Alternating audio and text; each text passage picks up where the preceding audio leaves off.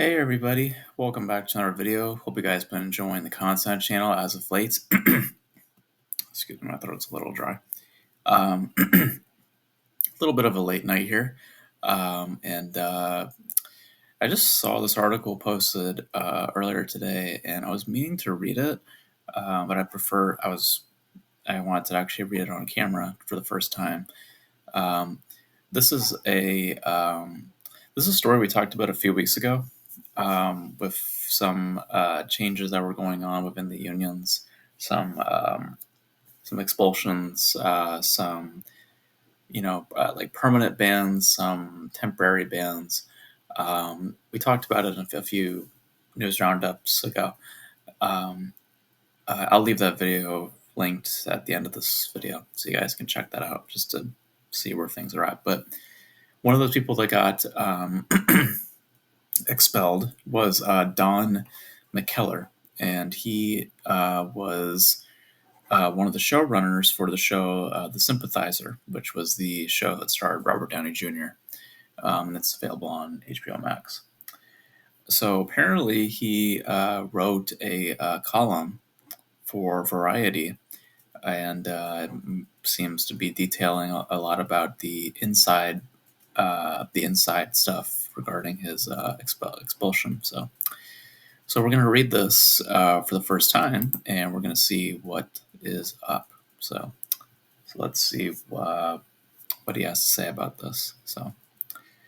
So let's begin. So, quote, on August 8th, the WGA announced that director Park Chan-wook and I have been expelled from membership for our work on The Sympathizer, an HBO show that had been in post-production during the strike. The claim was that we had violated the strike rules with some of our work in the editing suite. The announcement was accompanied by a stately thank you for your service to the internal jury that had investigated the allegations. This was an odd gesture considering that the Guild's board had completely disregarded the jury's recommendations. Interesting. Months after the strike was resolved and our show had aired, the WGA formed a trial committee to investigate an anonymous complaint. The committee's job was to hear evidence and make a recommendation to the WGA's board as to whether a strike violation had occurred, and if so, whether disciplinary action was warranted. So an anonymous complaint. So interesting. So it's kind of like what I said previously, where these sort of factors, of people working during the strike, it seems more plausible now because, something like this, it seems, with this information being out there now, because it wasn't the union that found it, it was an anonymous source that decided to inform the WGA of the of things, at least by the wording of this. It seems that that's what's happening here. But let's continue. I'm just looking into that, but reading too much into that. But the committee's job was to hear evidence and make a recommendation to the WGA's board as to whether a strike violation had occurred, and if so, whether disciplinary action was warranted.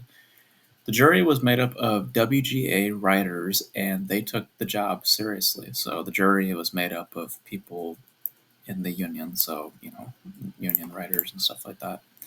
The hearing lasted 2 exhausting days. It was comprehensive and complicated because of the obvious ambiguous overlaps between our role as executive producers / showrunners and, in Chan-wook's case, director, who were permitted to work, and writers who were not. So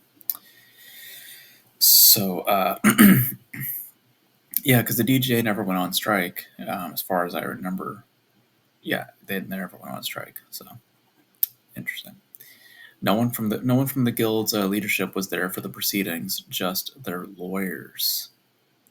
That's interesting. Very, very interesting. So you would think that one of the Guild members in the higher positions would be there. I guess not. But yeah, I could see how that might make things a little complicated just because of his positioning as director and writer for the project. And as them both being showrunners, I can see where things can get a little messy within the discussions. In the end, the 5 jurors issued the following recommendations. I quote them at length for the sake of the board, who evidently never read them. So, first juror said, "We find that the respondents credibly uh, demonstrated that their strike rules violations were not intentional. We also find that respondents credibly demonstrated that their violations arose from misunderstandings about the lines between their roles as writers in post production and their roles as executive producers, editors, and directors, and that they believed themselves to be complying in good faith with strike protocol. We find that their violations were not the product of intentional uh, obfuscation or deception." Sorry, I don't know what that word is right there. I've never heard of that word before. Based on the findings of facts and discussion above, we recommend that the board issue a confidential letter of censure to both respondents. Obviously, the board completely ignored all of this. Instead of the lowest level of punishment, a private letter, they gave us their highest, which was an expulsion. The sentence was intentionally undemocratic, deliberately cruel, and over the top. There are various theories as to why we, in particular, were targeted, but the intent behind the decision is undeniable. It was a scare tactic to intimidate their membership, particularly their hyphenates, showrunner, director, writers. Um, it saddens me that any guild would consider such an action necessary or likely to be effective. I am a proud and long-standing member of 3 other entertainment industry unions and guilds. I have consulted with them on policy statements and lobbied on their behalf in front of my country's paralignment. When I have felt that my guilds were straying from their message, I have reached out to them and they have always listened and responded without their lawyers present. So I can say with some confidence that this kind of tyrannical behavior isn't endemic to organized labor. It is a problem of leadership. Normally, if a guild's leadership heard that well-intentioned members were unintentionally struggling with the rules, they would re-examine the rules, rewrite them, make them less vague and more realistic for the benefit of the entire membership. You know, and that's something that we talked about during the strikes. A lot of the rules that were in place, for people within the unions, just either felt very limiting or, like you said, the scene probably was, if I remember, like, at least by what he's saying, I could remember it being like kind of vague, where it's like you can't do this, but you can do that. Um, you know, and like I said before, like we know that people in the union were operating and working at the time because they have to meet deadlines. They have to be able to meet certain schedules. You know, they have bosses who report to. So it's not like they can just wait on these writers to come around after the strikes. you know because the thing about the strikes that people also need to realize is that in that positioning, right, if you have a boss, right, and you have to, if you have a schedule to meet, if you don't meet that schedule, and if they let you go, you are the one responsible for that. No one else is responsible for that but you. You decide to partake in the strikes, you decide not to show up for work, you decide to not report in. What else did you expect them to do? And you're being hired on, so your work is technically their work because you are contracted out by a company to work on something. So whatever you write from there, whatever you've written for them or given to them, that's theirs to also play with. So you can't be upset, if you hear dialogue or certain story beats that are similar to your writings. Can't get upset about that either, because ultimately you did not fulfill your contract, but they, as the company who write out the contract, also unfortunately dictate how everything is going to go. Specifically, also when it comes to creative policies, they're going to take ownership of stuff like that. If you had a better relationship, maybe things like that maybe wouldn't go that way. So he's not wrong in saying that, the guilds needed to reconsider their rules at the time, because, it's hypocritical, because we know people were working at the time. But let's continue. No justification was given for why the WGA board disregarded their own jury in our case, and it's hard to think of one. The most generous excuse I can come up with is that the board was steamrolled by their lawyers, who know nothing about how TV is actually made, and who, in their prosecutorial zeal, made the leadership forget themselves. The theory is a stretch, but based on what I saw in the tribunal, there may be some truth to it. If so, let me respectfully remind them. You are writers. You are leading a fellowship of writers in solving writers' problems. Empathy and understanding are the tools of the trade. Once in a while, give the lawyers a day off. Interesting. Okay, so that was his response. So WGA apparently responded. So let's read that real quick. This is coming from the union. The WGAW Constitution requires the board of directors, the leadership body elected by WGAW members, to make the decision about the appropriate level of discipline for members found guilty of violating strike rules. A trial committee composed of rank and file members found McKellar guilty of providing writing services during the strike, including a creative overhaul of the pilot that amounted to rewriting the pilot story and writing dialogue. The board determined that expulsion was the appropriate consequence for such a serious violation. And then McKellar responded to this. Wow. Okay, so he's based on this. So now he's responded to this, saying, "Obviously, I object to this mischaracterization of what happened. Quote, the assertion that these editorial changes constitute writing for a struck company is preposterous," to quote one juror. But I don't want to relitigate the case. The rank and file, as they refer to the committee, is the WGA. I have read their split decision and their vigorous letters of dissent. They prove themselves to be constituous, intelligent, and, by the way, good writers. Yes, the board has the power to overrule them, but why should they?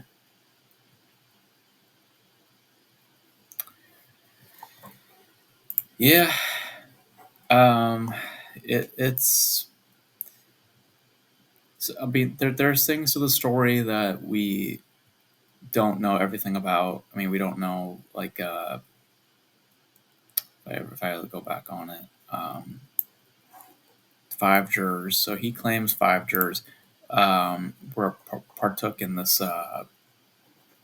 little tribunal, in this little trial committee.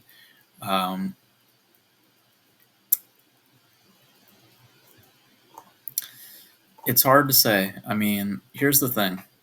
I said it before about this whole thing regarding these expulsions. I think that it is a bit. I think that it's a bit hypocritical, especially because of how, especially with how it was handled. Because you have these two, right, that have been banned completely.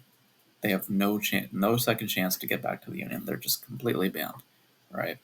And let's just say that all of what he's saying is true, which we have no proof of that. He's providing these quotes, but we don't know if, where these quotes come from. Obviously, these are also fragments, from, testimonies, or from, or from not testimonies, but statements from these jurors. We don't know, as far as I can tell, We don't know if that number is accurate. Maybe there were more jurors. We have no idea. Um, so so a lot of this is up to interpretation. A lot of this is up to feelings. Um, I will say this. Um, I think that um, I think that he is not wrong in saying that the guild has this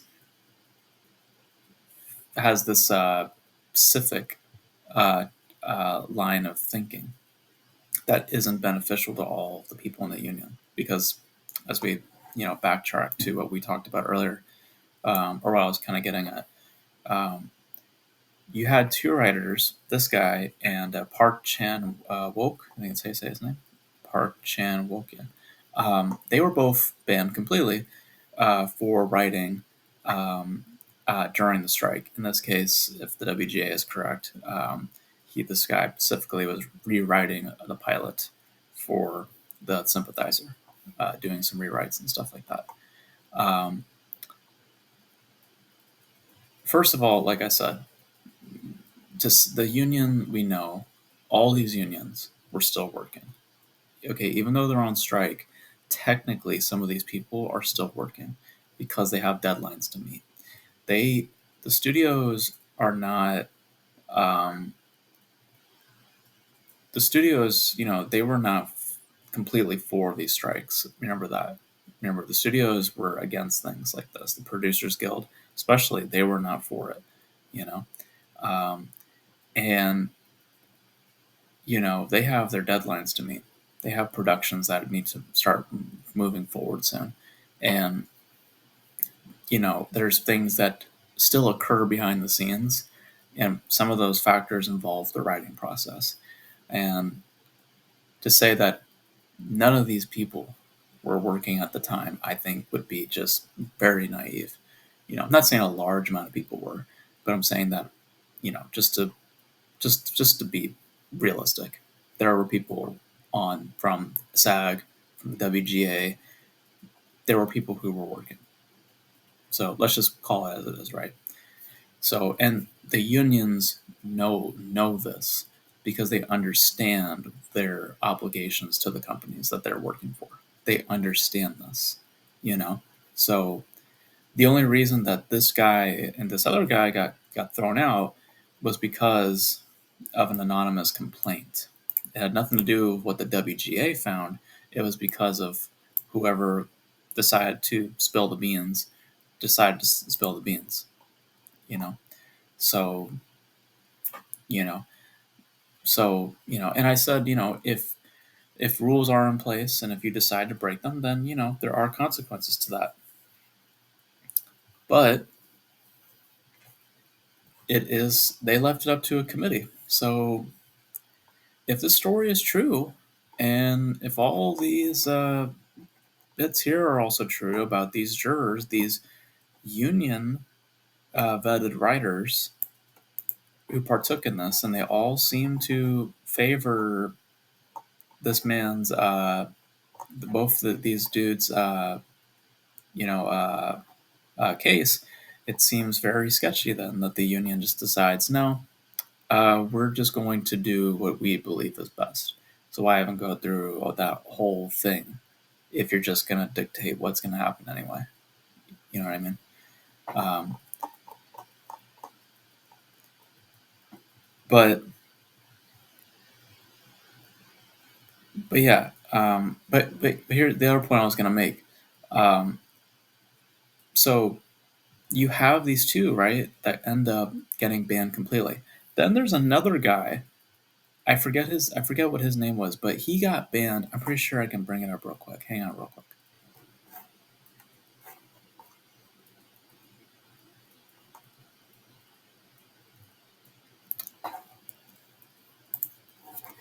So this guy right here, Anthony Cipriani, as I say his name.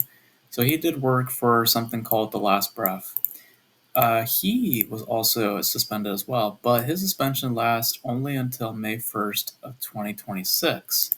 And the reason for that is, well, this right here. He was slapped with a lifetime censure and is forbidden from ever serving as a strike captain. So that's the distinction here. This guy served as one of their strike captains, and that's why he's only getting a temporary ban. These guys, they just did whatever they did, went off and did their own business. WGA says, nope, you guys are banned, even though reality says we know that people were doing this, and the union themselves more than likely knew about this too. It's just that anonymous source decides to brings this up, and as the union, they have to do something. They have to respond in some way, you know.